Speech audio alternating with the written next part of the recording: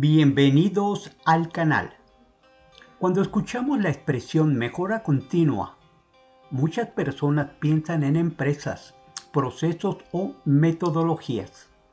Parece un tema exclusivo de especialistas o grandes organizaciones. Pero la mejora continua no empieza en una empresa.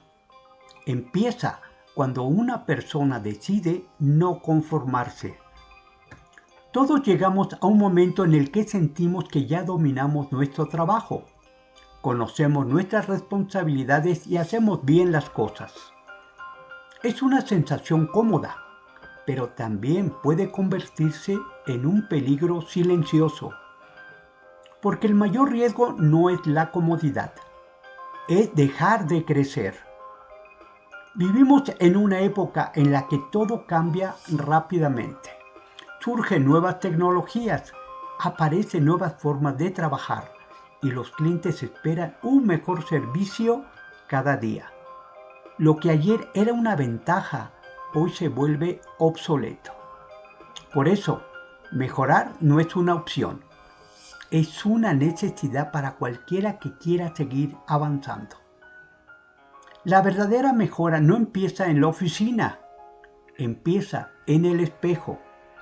Comienza cuando decides que no te vas a quedar con los conocimientos que adquiriste hace 5 años. Cuando te atreves a dominar esa nueva herramienta tecnológica o la inteligencia artificial que te daba miedo. O cuando decides dar una caminata para cuidar tu cuerpo. Ahora bien, si tú eres de los que lidera un equipo, si tienes personas que dependen de ti, esta mentalidad ya no es un lujo, es tu principal responsabilidad. Un líder no es el que da órdenes desde un escritorio. Un líder es un termómetro energético. Si tú te conformas, tu equipo se estanca. Pero si tu personal te ve estudiando, adaptándote, cuidándote y buscando nuevas formas de resolver problemas, ese espíritu se impregna. Las organizaciones no mejoran solo porque alguien coloque un letrero que diga mejora continua.